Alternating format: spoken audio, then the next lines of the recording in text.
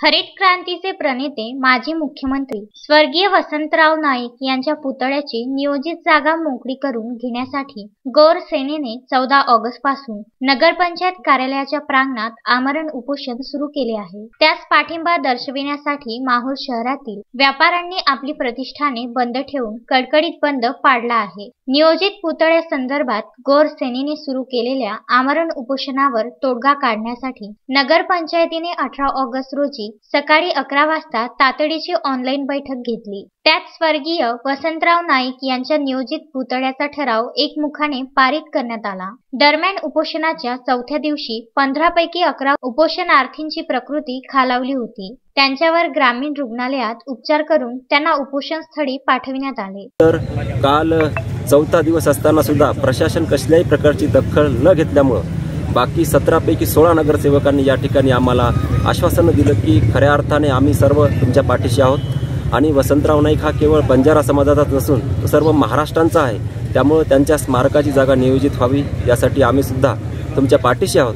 परंतु नगराध्यक्ष आणि सन्माननीय सीओ यांनी बैठक लावावी अशी त्यांची विनंती होती।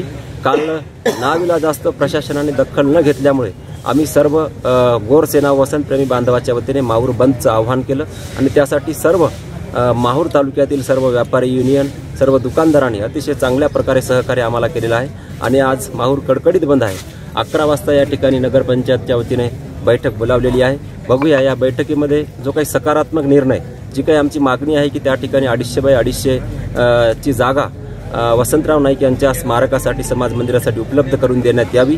जर सकारात्मक निर्णय त्या ठिकाणी झाला तरच आम्ही या ठिकाणाहून उठू, अन्यथा पुढची रणनीती आम्ही या ठिकाणाहून जाहीर करणार आहोत।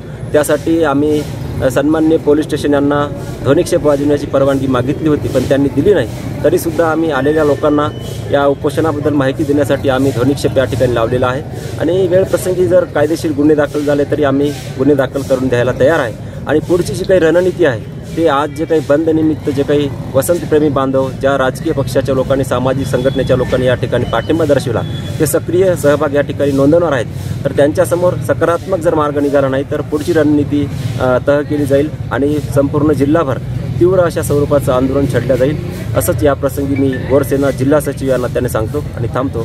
जय हिंद, जय भारत, जय महाराष्ट्र।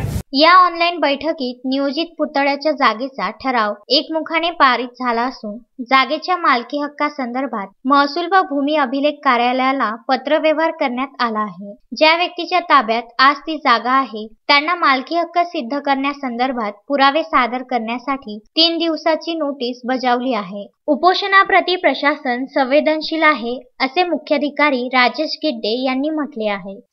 आजची विशेष सभा ही माननीय वसंतराव नाईक साहेब यांच्या स्मारकासंदर्भात उपोषण चालू आहे। तर त्या जागेच्या ठरावासंदर्भात संपूर्ण मान्य सभागृहाची मान्यता घेण्यासंदर्भात आज विचारविनिमय करण्यासाठी सभा बोलवण्यात आली होती। त्यामध्ये मान्य सभागृहाने सर्व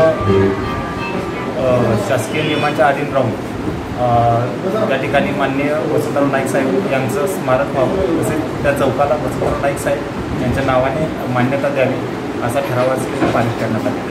आणि माझे सर्व पत्रकार बंधूंनाही अशी एक मी त्यांच्याकडून अपेक्षा करतो की हा विषय सर्वांच्या संवेदनशील आणि जिव्हाळ्याचा विषय आहे आणि तुम्ही सर्वांनीही हा विषय रिझॉल्व्ह होण्यासाठी प्रशासनास सहकार्य करावं आणि लोकांनाही त्या गोष्टी त्यांच्यापर्यंत पोहोचवाव्या। संजय घोगरेसह अनवर खिच्ची, विदर्भ न्यूज, माहूर।